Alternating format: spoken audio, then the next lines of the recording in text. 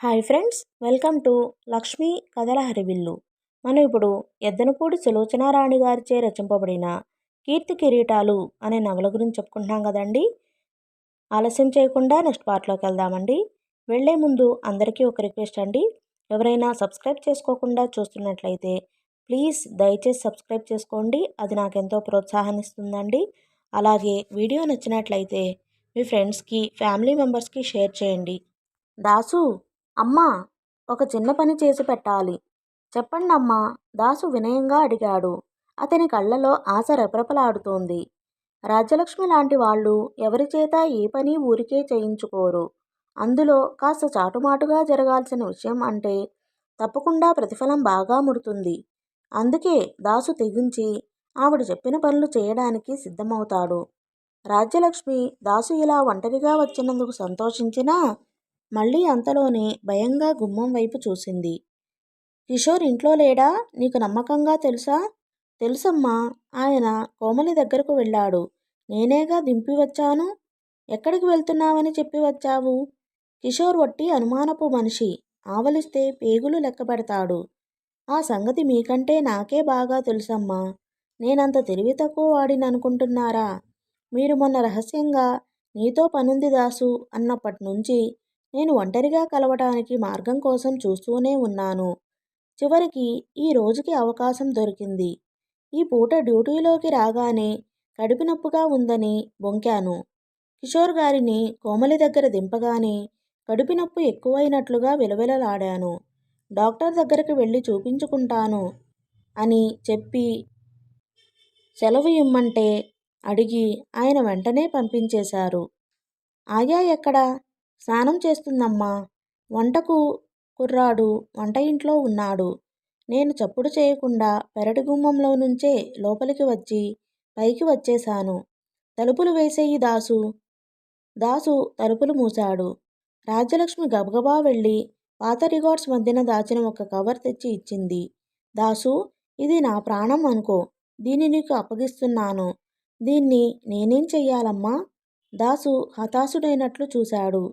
అతను ఇంకా ఏ నగలమూటో ఏ డబ్బు పెట్టో దాచమని ఇస్తుందేమో అనుకున్నాడు. స్వర్ణకివ్వాలి. ఇది నేను పంపినట్టు గాని నువ్వు ఇచ్చినట్టు గాని ఎవరికీ తెలియకూడదు. చూడు, ఇంకో ముఖ్య విషయం కూడా చెబుతున్నాను. కిషోర్ నన్ను ఇక్కడ నుంచి దూరంగా భీమిలి పంపించేస్తున్నాడు. అతను ఫారెన్ నుంచి తిరిగి వచ్చే వరకు నేను అక్కడ వనవాసం చెయ్యాలన్నమాట. నేను ఆయా వెళ్తున్నాం. ఈ మాట ఎవరికీ తెలియదు. నేను కిషోర్కి ఎదురు తిరగడం లేదు.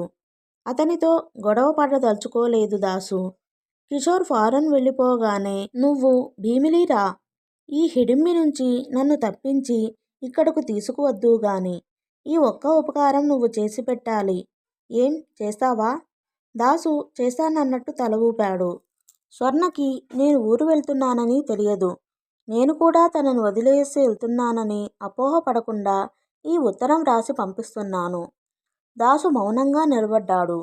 ఏమిటో ఈ పెద్దవాళ్ళు, వీళ్ళ ఇంట్లో తగాదాలు ఇలా ప్రచ్ఛన్న యుద్ధాలుగా ఉంటాయి. మళ్ళీ పైకి ఒకరి పట్ల ఒకరికి ఎంత గౌరవమో, ఎంత మర్యాదో. రాజ్యలక్ష్మి చేతులకున్న ఖరీదైన ముత్యాల గాజులు అతనికి ఇచ్చింది. వాటిని చూడగానే అతనికి ఉత్సాహం వచ్చింది. అతనిలో హనుమంతుడి లాంటి భక్తి పెరిగింది. ఎందుకమ్మా అవి? అర్థం కానట్టే అడిగాడు. ప్రస్తుతానికి నీకివ్వడానికి ఇంతకంటే నా దగ్గర ఇంకేమీ లేదు. ఉండనీ అమ్మా. తీసుకో. దాసు తటపటాయించలేదు. మళ్ళీ వద్దనలేదు. వాటిని తీసుకుని జేబులో వేసుకున్నాడు. ఉత్తరం జాగ్రత్త దాసు. నా ప్రాణంతో సమానంగా భావిస్తానమ్మా. స్వర్ణమ్మకు ఇది ఇచ్చి మళ్ళీ సమాధానం తేవాలా? ఆవిడ క్షణం ఆలోచించింది. అవసరం లేదు దాసు. నువ్వు నాకు మళ్ళీ కనబడే అవకాశం ఉంటుందో ఉండదో ఉత్తరం ఇస్తే చాలు. నీ మీద నాకు నమ్మకం ఉంది. నా కంఠంలో ప్రాణం ఉండగా మీ నమ్మకం వమ్ము చేయనమ్మా. జేబులో ముత్యాల గాజులు అతని నోటి వెంట అత్యంత విశ్వసనీయంగా ఉన్న ఈ మాటలు పలికించినాయి.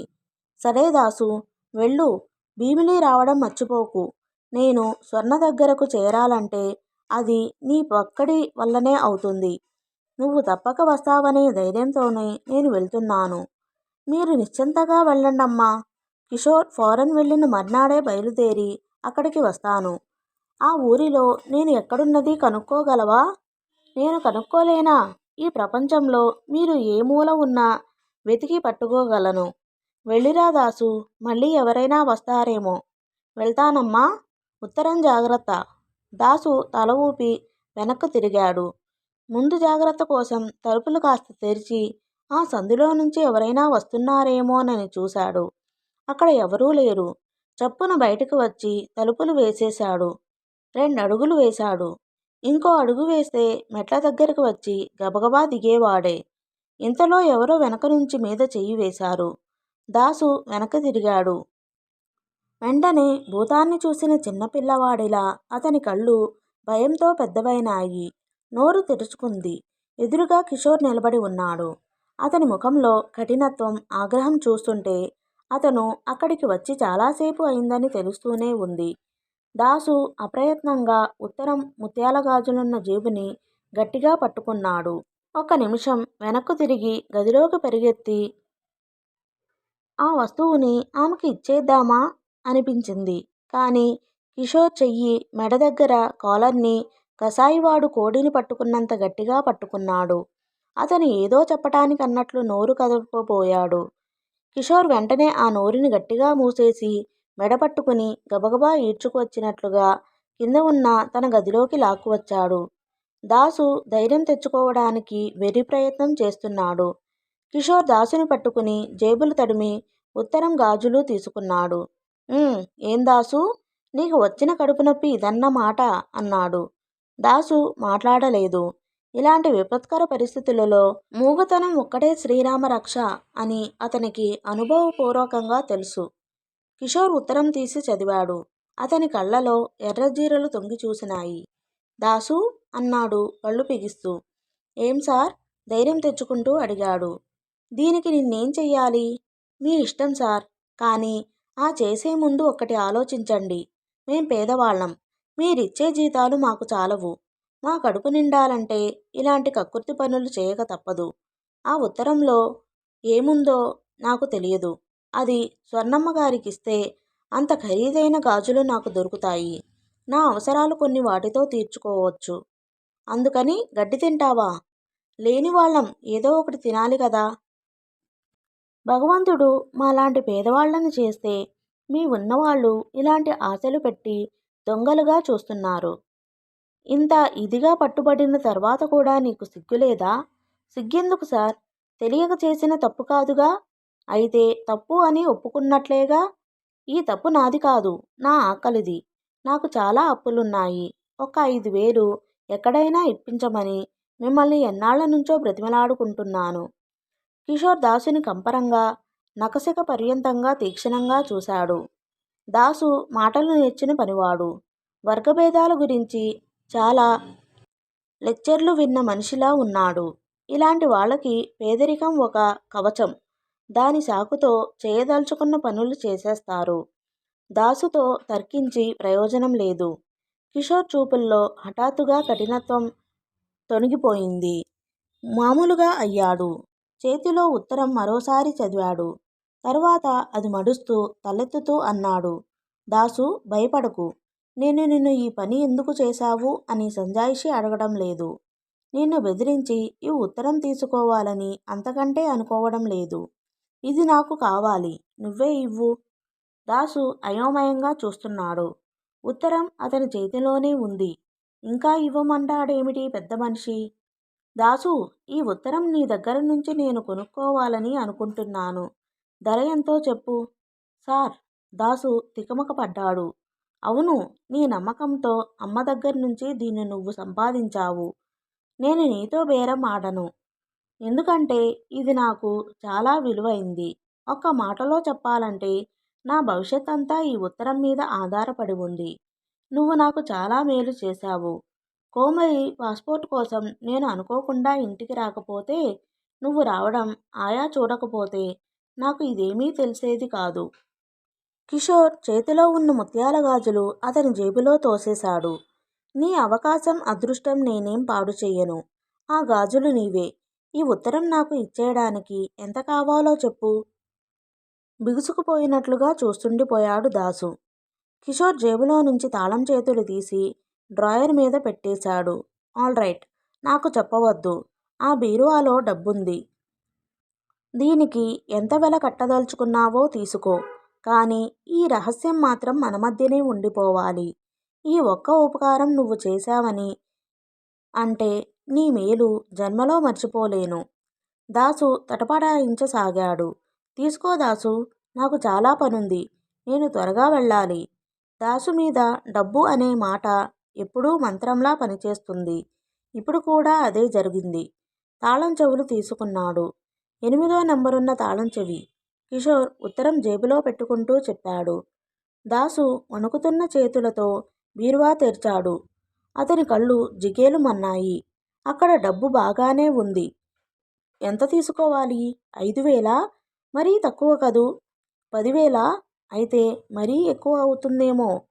దాసు మనసు 5,000 చాలు అంటున్నా చెయ్యి 10,000 తీసుకున్నాయి. ఆ డబ్బుని జేబుల్లో కుక్కుని ఏమీ తెలియని మనుషులా ఇటు తిరిగాడు. థ్యాంక్యూ దాసు. ఈ పూట నుంచి నా దగ్గర నువ్వు డ్రైవర్వి కాదు. ఆ సంగతి తెలుసుగా? తెలుసు తడబడుతూ అన్నాడు. నీకు మళ్ళీ ఉద్యోగం దొరికే వరకు ఇది సరిపోతుంది. దాసు తల ఊపి వడివడిగా ఆ గది దాటి వచ్చేశాడు. పెద్దవాళ్ల రహస్యాలంటే ఇంతే. ఒకరి వెనక ఒకరు డబ్బు చేతుల్లో కుక్కుతారు. చిన్నప్పటి నుంచి కలవారి ఇళ్లల్లో అడపాదడపా ఇలాంటి పనులు చేయడానికి అలవాటు పడిన అతనికి ఇది చెడుగా అనిపించలేదు.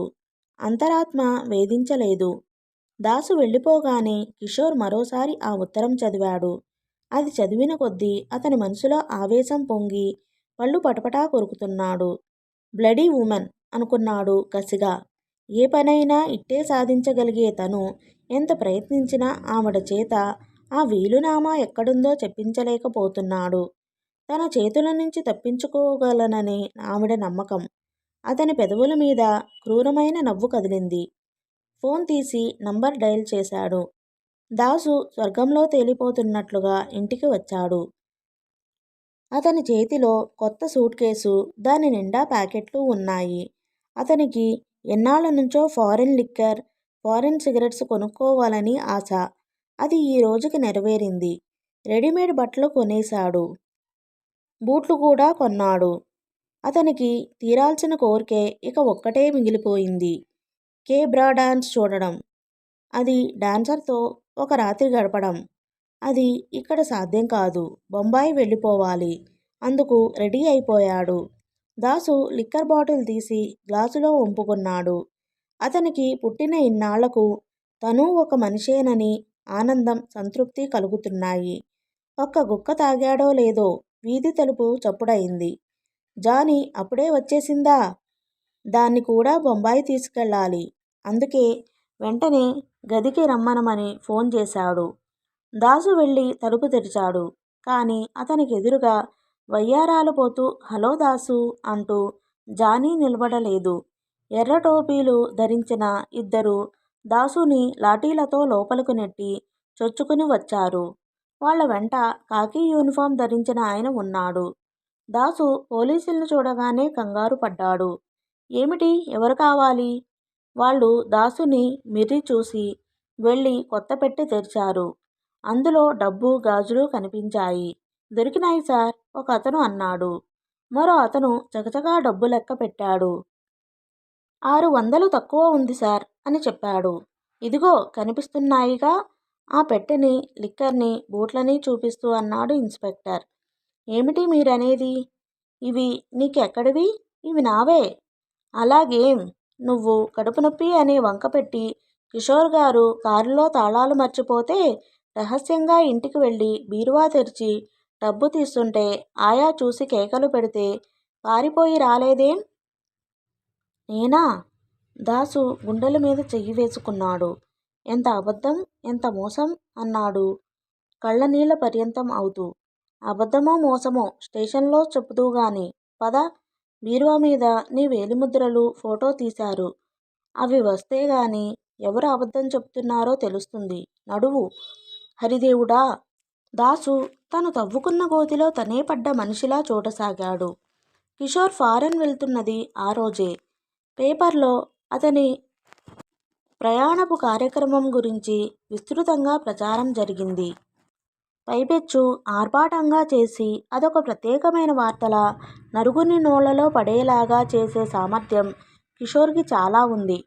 టూర్ వెళ్లే వాళ్ళం తమ ఫోటోలు పేపర్లో పడినాయి. స్వర్ణ మంచం మీద కూర్చుని పేపర్లో ప్రచురింపబడిన ఆ ఫోటోనే చూస్తూ ఉంది. ఎంత నిగ్రహించుకుందామనుకున్నా కన్నీళ్లు ఆగలేదు. ఈ రోజు కోసం తను ఎన్ని కలలు కన్నది. చివరికి తల్లికి కూడా ఎదురు తిరిగి ఆవిడ అసంతృప్తికి, కోపానికి గురి అయింది. కిషోర్ 12 గంటలకు వస్తానని ఫోన్ చేశాడు. స్వర్ణ తనకి తానే పదే పదే పాఠంలా అనుకోసాగింది. అతను వచ్చినప్పుడు ధైర్యంగా ఉండాలి. నవ్వుతూ వీడ్కోలివ్వాలి. ఏడుపు ముఖంతో ఉండకూడదు. అతను ఫారిన్లో ఉన్నప్పుడు తను గుర్తు వస్తే ఆనందంగానే ఉండాలి గాని చికాకు కలగకూడదు. మళ్ళీ 3 నెలల తర్వాత కానీ కలుసుకోము. ఈ వీడ్కోలు మధురంగా మళ్ళీ మళ్ళీ జ్ఞాపకం చేసుకునేటట్టుగా ఉండాలి. స్వర్ణ జడవేసుకుంది. మనసులోంచి ఉత్సాహం తెచ్చుకుంది. తెచ్చిపెట్టుకున్న హుషారుతో అతని రాక కోసం ఎదురుచూస్తూ ఉంది. 12 గంటలకి కిషోర్ వచ్చాడు.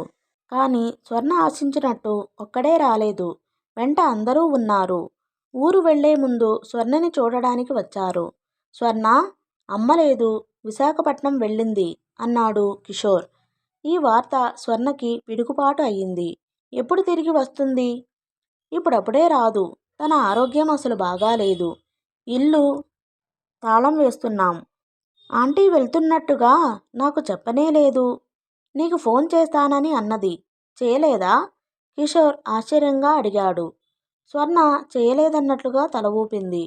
నేను నిన్ను కూడా విశాఖపట్నం తీసుకెళ్ళమన్నాను. తనే ఇష్టపడలేదు. నేనే రోగిష్టిదాన్ని. ఆ అమ్మాయికి నేనేం చేయగలను అంది. అయితే నేను ఇక ఇక్కడ మాత్రం నీకు బాధేముంది? మీ పిన్నేగా. నేను వచ్చే వరకు ఇక్కడే ఉండు.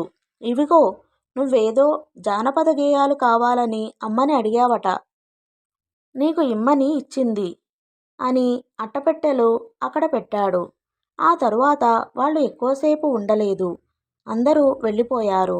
ఆఖరుకు మిగిలిన సావిత్రి బాధగా చూస్తూ వెళ్తూ, స్వర్ణ, ఈ రాజలక్ష్మి గారు ఇలా చేసిందేమిటి? కనీసం మాట మాత్రమైనా మనకు చెప్పలేదు అంది. పర్వాలేదు సావిత్రి, 3 నెలలేగా, ఎంతలో తిరిగి వస్తాయి అంది స్వర్ణ వేదాంతిలా. సావిత్రి, గోపాలం కూడా వెళ్ళిపోయారు. స్వర్ణ మంచం మీద కూర్చుంది. మనసంతా మూగపోయినట్టుగా ఉంది. ఆంటీతో కలిసి ఉండవచ్చుననే ఆశ కూడా పక్షికి తెగిపోయిన రెక్కలా అయిపోయింది. 3 నెలలు ఈ ఇంట్లో ఉండక తప్పదు. సరిగ్గా 3 గంటలకు ప్లేన్ బయలుదేరుతుందని సావిత్రి చెప్పింది. స్వర్ణకి భయంకరమైన భావన ఒకటి రాసాగింది.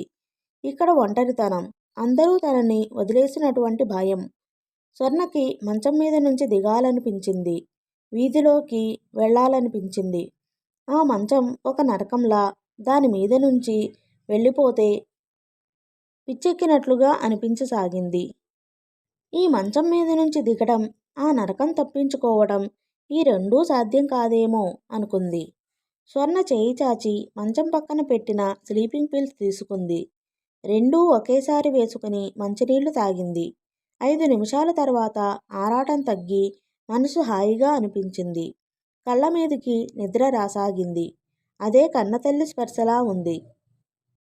స్వర్ణ, బ్యాంకులో డబ్బేమైనా ఉందిటే అమ్మాయి? పిన్తల్లి దగ్గరికి వస్తూ అడిగింది. లేదు పిన్ని, ఉన్నదంతా కిందటిసారే ఇచ్చేశానుగా అంది స్వర్ణ. అదిగో, ఆ మాట అంటేనే నాకు మంట. నీ స్థితి అంతా మాకు దోచిపెట్టినట్లు మాట్లాడతావేమిటి? అవసరానికి తీసుకున్నానే అనుకో, అది తప్ప ఆవిడ చర్రుమంది. ఇందులో నేనన్న తప్పుమాట మాత్రం ఏముంది పిన్ని? నీదంతా మేం కాజేసినట్టు వ్యంగ్యంగా ఉంది నీ ధోరణి. ఇన్ని రోజుల నుంచి నువ్వు వండి తింటున్నావు. నీకు ఖర్చు కావటం లేదు. మాదేమంత ఉన్న కుటుంబం అని నిన్ను తలమీద పెట్టుకున్నామనుకుంటున్నావు? స్వర్ణ సహనంగా ఊరుకుంది. ఆవిడ ధోరణే అంతా. ఆవిడ మనసులో ఏదో చికాకు ఉంటుంది. అదంతా ఇట్లా ఏదో సాకు పెట్టుకుని ఎవరో ఒకరి మీద గయ్యుమనడంతో తీర్చుకుంటుంది. సావిత్రి ఇచ్చి వెళ్ళిన డబ్బు నెల రోజులు కాకముందే హారతి కర్పూరంలా అయిపోయింది. ఆ నెలలోనే ఆవిడ చిన్న కూతురు పురిటికి వచ్చింది. పెద్ద కొడుకు చిట్ ఫండ్ కంపెనీలో డబ్బు వాడేసుకుని అది కట్టకపోతే జైలుకు వెళ్లే ప్రమాదం వచ్చింది. చిన్న కొడుక్కి కాలేజీ ఫీజులు కట్టాల్సి వచ్చింది. అవసరం వచ్చినప్పుడల్లా స్వర్ణని అడిగేవారు. దగ్గర ఉంచుకుని లేదనడం. అందులో వాళ్ళ ఇంట్లో ఉంటూ స్వర్ణ వల్ల కాలేదు. అడిగినప్పుడల్లా లేదనకుండా ఇచ్చేసింది. అది అయిపోయిన తర్వాత స్వర్ణ ప్రాణం హాయిగా ఉంది. ఈ మధ్యనే పెద్ద కొడుకు కూతురు 5 సంవత్సరాల అమ్మాయి సుస్థి చేసి చనిపోయింది. పెద్ద కూతురు మళ్ళీ పురిటికి వస్తోంది. పినతల్లి ఈ సాకుతో స్వర్ణని ఇంకెవరి ఇంటికైనా తోసివేయాలని విశ్వ ప్రయత్నం చేస్తోంది. కానీ అది ఫలించటం లేదు. పినతల్లి ఇంటికి స్వర్ణకి దూరబంధువు అయిన జయలక్ష్మి వచ్చింది. ఆవిడ ఇందిరమ్మగారు బతికి ఉండగా చాలా ఉపకారాలు పొందింది. ఆవిడ కొడుకులిద్దరూ ఇందిరమ్మగారి పరిపతి వల్లనే ఉద్యోగాలు వచ్చినాయి. స్వర్ణ పినతల్లి ఆవిడని స్వర్ణని తీసుకెళ్ళి ఉంచుకోమని కోరింది. మా ఇంట్లోనా? మాకెక్కడ వీలవుతుందమ్మా? కొడుకులిద్దరి పెళ్ళిళ్ళు అయ్యాయా? కోడళ్ళు వచ్చారు. అందులో మా చిన్న కోడలు ఉంది చూశావు, ఒట్టి కొరివి. మా భార్యాభర్తలే మా అమ్మాయి దగ్గర పోయి ఉండే పరిస్థితి వచ్చింది అంటూ కోడళ్ళ మీద సాకు పెట్టి తప్పించుకుంది. ఈవిడే కొడుకులకి ఉద్యోగం వచ్చినప్పుడు ఇందిరమ్మ గారికి నా చర్మం వలిచినా మీ రుణం తీరదు అన్న పెద్ద మనిషి. స్వర్ణ తనంతట తానే వరుసకి మేనమామ అయిన ఒక ఆయన్ని పిలిపించి అడిగింది. ఆయనకి ఇప్పుడున్న పెద్ద హౌసింగ్ బోర్డులో ఇల్లు రావడానికి ఇందిరమ్మే కారణం. దానికోసం ఆవిడ 800 రూపాయలు లంచం పెట్టి వాళ్ళకి ఆ ఇల్లు వచ్చేలా చేసింది. కనీసం ఆ కృతజ్ఞతతోనైనా తన మాట కాదనలేడని స్వర్ణ ఆశపడింది. ఆయన చాలా తెలివిగా స్వర్ణ నొచ్చుకోకుండా తన అసమ్మతిని తెలియచేశాడు. మీ అత్తయ్య ఉద్యోగస్తురాలు. ఒక్క నిమిషం తీరదని నీకు తెలుసు కదా. నాకెప్పుడూ రౌండ్స్ ఉంటాయి. ఇంట్లో ఎవరూ ఉండరు. నిన్ను కాక నీ కోసం ఇంకో మనిషిని భరించే స్తోమత మాకు లేదు. ఏమీ అనుకోకమ్మా. నీకు సాయం చేయలేకపోతున్నందుకు చాలా బాధగా ఉంది అన్నారాయన. ఎవరూ తనని దగ్గరకు తీయడానికి ఇష్టపడడం లేదని స్వర్ణకి బాగా తెలిసిపోయింది. 4 రోజులు ఉంచుకుని పంపించి వేద్దామని మంచితనం చూపించినందుకు ఈ పీడ తన కాళ్లకు చుట్టుకోవడంతో పినతల్లి చిరాకు మరింత ఎక్కువైంది. అస్వస్థత, ఒంటరితనం, ఒకరి మీద ఆధారపడ్డ జీవితం, ఎటు చూసినా కటికి చీకటిగా ఉంది స్వర్ణకి. సావిత్రి వెళ్ళినప్పటి నుంచి వెంట వెంట ఉత్తరాలు వ్రాస్తూనే ఉంది. 1-2 జవాబులు వెంటనే సమాధానం రాసింది స్వర్ణ. తర్వాత కవర్లకు చేతిలో డబ్బులు లేవు. అసలు వ్రాయాలనే ఉత్సాహమూ లేదు. నానాటికి కాలుబాధ ఎక్కువ కాసాగింది. సరైన విశ్రాంతి, సరైన పోషణ లేక అనారోగ్యం మహమ్మారిగా పెరిగి స్వర్ణని మెల్లమెల్లగా కబళించసాగింది. కొత్తలో ఎవరెవరో చూడడానికి వచ్చేవారు. వారితో కాస్త కాలక్షేపం అయినా జరిగేది. క్రమంగా అది అంతరించిపోయింది. ఇప్పుడు పలకరించే వాళ్ళు కూడా లేరు. స్వర్ణకి నిద్రమాత్రలే వీడని తోడు అయినాయి. ఎవరో వచ్చారే నీకోసం పినతల్లి కేక పెట్టింది. ఎవరు పిన్ని? నిరాసక్తిగా అడిగింది. 22 సంవత్సరాల కుర్రాడు ఒక అతను లోపలికి వచ్చాడు. అతను అపరిచితుడు. నమస్కారమండి అంటూ అక్కడున్న స్టూలు మీద కూర్చున్నాడు. స్వర్ణ అతన్నే చూస్తోంది. ఎంత ఆరోగ్యంగా ఉన్నాడు, ఎంత హాయిగా నడుస్తున్నాడు. స్వర్ణకి ఈ మధ్య ఆరోగ్యంగా ఉన్న ఎవరిని చూసినా ఈర్ష్యగా అనిపిస్తోంది. అతను ఉత్సాహంగా తనను తాను పరిచయం చేసుకున్నాడు. మాది విజయవాడండి. ఈ పక్కింటాయన మా అన్నగారే. నేను BA పాస్ అయ్యాను. ప్రస్తుతం ఉద్యోగాన్వేషణలో ఈ ఊరు వచ్చాను. క్రిందటి సెలవులకి వచ్చినప్పుడు రవీంద్ర భారతిలో మీ డ్యాన్స్ ప్రోగ్రాం చూశాను. నా జీవితంలో మరపురాని రోజేమైందా ఉందంటే అదేనండి. మీకు నాట్యమయూరి అని బిరుదు ఇచ్చినప్పుడు అక్కడున్న ప్రేక్షకుల్లో నేను ఒకడిని. మీరంటే నాకు ఎంత ఇష్టమో చెప్పలేను. మిమ్మల్ని గురించి ఎక్కడ ఏ వార్త పడినా ముందు అదే చదువుతాను. అతని గొంతులో ఉత్సాహం హఠాత్తుగా ఆవేదనగా మారిపోయింది. మీకు జరిగిన యాక్సిడెంట్ గురించి విన్నాను. నాకు చాలా బాధ అనిపించింది. మీ అమ్మా నాన్న పోవడం, మీ కాలు అతను పూర్తి చేయలేనట్టుగా ఆగిపోయాడు. స్వర్ణ తల ఊపింది. ఇప్పుడు ఇలాంటి సాంత్వన పలుకులు విన్నా ఏడుపు రావడం లేదు. సూర్యుడికి తీవ్రతకి బావుల్లో నీళ్లు ఎలా ఎండిపోతాయో మనసులో దుఃఖాగ్నికి అధికమైతే కళ్ళల్లో నీళ్లు కూడా అలాగే ఇంకిపోతాయి. స్వర్ణ పరిస్థితి ఇప్పుడు అలాగే ఉంది. కాస్త మునిగితే చలి, పూర్తి నీళ్లలోకి దిగితే ఏదీ ఉండదు. ఒక కష్టం వస్తే బాధ, జీవితం అంతా కష్టాలమయమైతే బాధ అనే ప్రశ్నే లేదు. ఏడుపు కూడా రాదు, కన్నీళ్లు కూడా కరువే అవుతాయి. కళ్ళలో నీళ్లు తిరిగితే మనసుకి ఎంత హాయి. దుఃఖం, వేదన నిర్దాక్షిణ్యంగా హృదయాన్ని ఎండి బీటలు వారిన భూమిగా మారుస్తున్నాయి. ఈ జీవితానికి ఇక తొలకరి అనేదే లేదు అనే నిరాశని కలిగిస్తున్నాయి. కనీసం చచ్చిపోవడానికి కూడా స్వేచ్ఛ లేదు, మార్గం లేదు. అతనికి ఏదో గుర్తుకు వచ్చింది. మళ్ళీ ఉత్సాహం వచ్చింది. జేబులో నుంచి పర్సు తెరిచి 100 రూపాయల కాగితం ఒకటి తీసి చూపించాడు. ఇది చూసారా? ఆ రోజు రవీంద్ర భారతిలో మీ చేత దీని మీద సంతకం పెట్టించుకున్నాను. అన్నయ్య ఇది ఇచ్చి ఏదో కనుక్కురమ్మని చెప్పాడు. నేను అది కొనలేదు. మీ సంతకం కోసం భద్రంగా దాచుకున్నాను. అన్నయ్యకి 100 రూపాయలు పోయాయని చెప్పి తల వాచేటట్లు చివాట్లు తిన్నాను. ఇది చూసినప్పుడల్లా మీరు ఆ రోజు డాన్సరుగానే నాకు గుర్తుకు వస్తారు. స్వర్ణ దాన్ని అందుకుని చూసింది. ఇలాంటి సంతకాలు ఎన్ని వేలుగా చేసిందో. ఆ సంతకం చేయడంలో ఎంత గర్వం, ఎంత స్టైల్. ఏమైపోయినాయో అవన్నీ. అసలు ఆ జీవితం గడిపిన వ్యక్తి తనేనా, లేక అదొక కళ?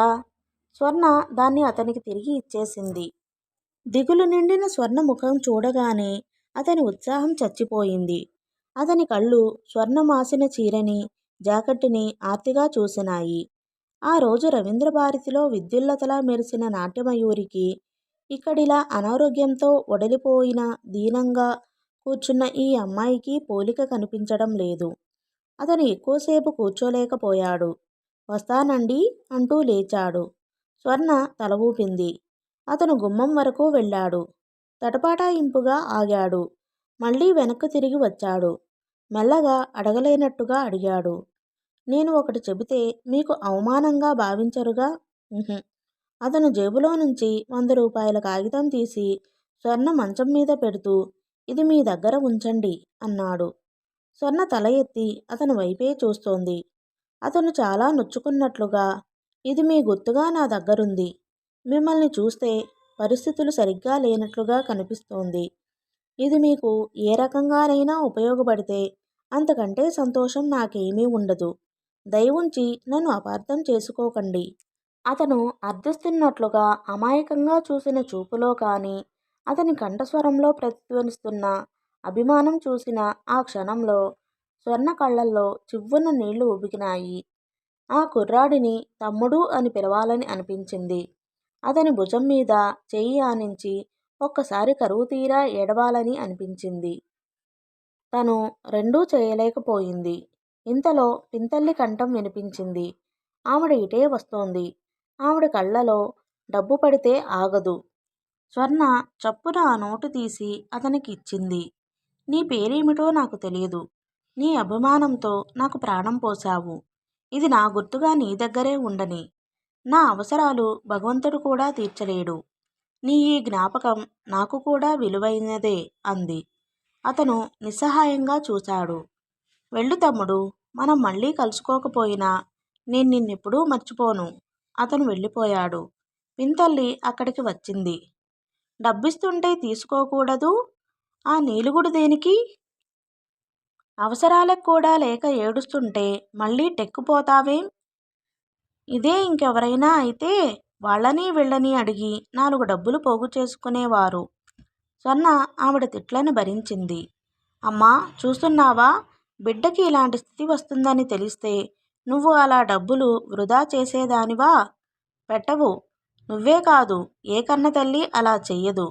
పైసా పైసా మూట కట్టి దాచి ఉంచుతావేమో. తల్లి గుర్తుకు రాగానే స్వర్ణ ఏడవసాగింది. పైనుంచి ఈ వెధవ ఏడుపొకటి, ఇంట్లో శని. నేనేం పాపం చేశానో నాకున్న బాధలు చాలవన్నట్లు ఈ పీడ వచ్చి నాకు పట్టుకుంది. ఆ కిషోర్ తెలివిగా అంటగట్టి వెళ్ళాడు. ఆవిడ సాధింపుగా అని లోపలికి వెళ్ళింది. స్వర్ణకి ఈ తిట్లకి రోషమే పడే శక్తి కూడా లేదు. అవును పిన్ని, నిజం, ముమ్మాటికి నిజం. నువ్వు తిట్టడంలో తప్పేం లేదు అని అనుకోసాగింది. ఓకే ఫ్రెండ్స్, ఈ పార్ట్ని ఇంతటితో ముగిస్తున్నానండి.